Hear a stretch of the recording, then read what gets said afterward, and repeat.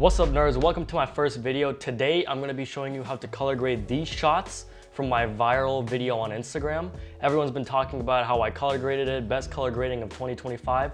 So I'm going to show you guys how to do it. So first of all, getting started, these are shot on the Osmo Pocket 3 in D-Log, which is 10-bit. I shot in 120 shutter with 60 FPS and ISO on auto. And if I remember correctly, I had the KNF, ND, and polarization. I think it was ND 16 for these shots. And just for a quick reference, this is what the shot looks like before and after. This is log, and this is after the color grade. All right, so let's jump straight into it. So this is what the shot looks like out of the camera. Kind of ugly, the colors are all muted, nothing special here. So what we're gonna do first, what I do first is I usually add 6 nodes.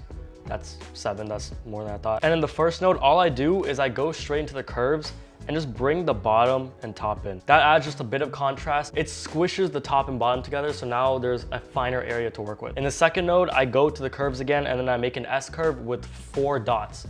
I know most people say 3. I like doing 4. It makes the transition between the highlights and shadows smoother. So let's do that.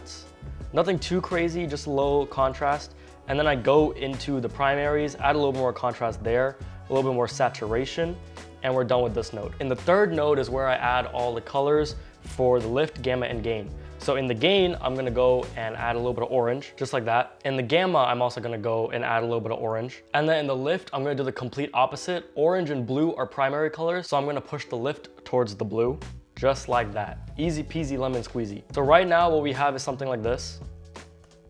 It's getting there, but it's not quite there. In the fourth node, I'm gonna go in to the curves Luma versus Sat, and I'm gonna bring down the shadows just a tad, not all the way, just a tad. This brings all the muddiness from the shadows down, so there's not haziness in the shadows. It makes the image look a little more clean. I'm gonna do this to the highlights as well, just to see how big of a difference there is. Honestly, I like the highlights with saturation. If you look at it like this, it looks weird.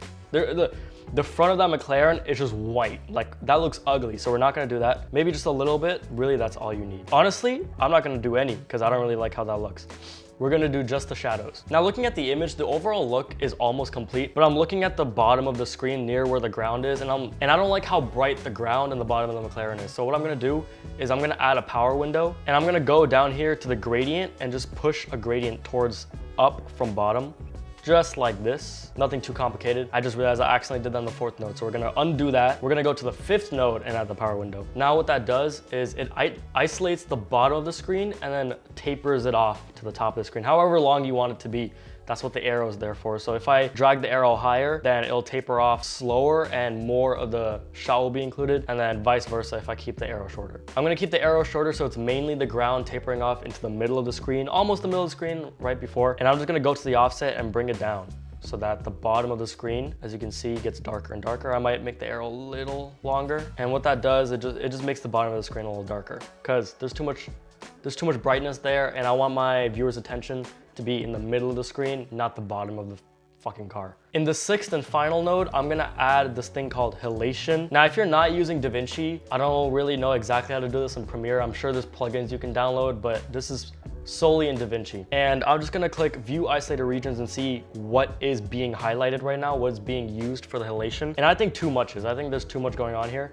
So I'm just gonna get the threshold and then slide it up until there's less things being highlighted. I think around here is good, not too much, just a little, I just want the brightest parts to be highlighted so that it has glimmers throughout the shot. So I like that, and I might increase the strength. Let's see before and after. There's not much of a difference, but it does give a little bit of a glow across the bright edges, and that's what I want. What I might do is add a little more saturation so that the redness of the halation is there just a little bit more. So after doing that, most of the shot is actually done now.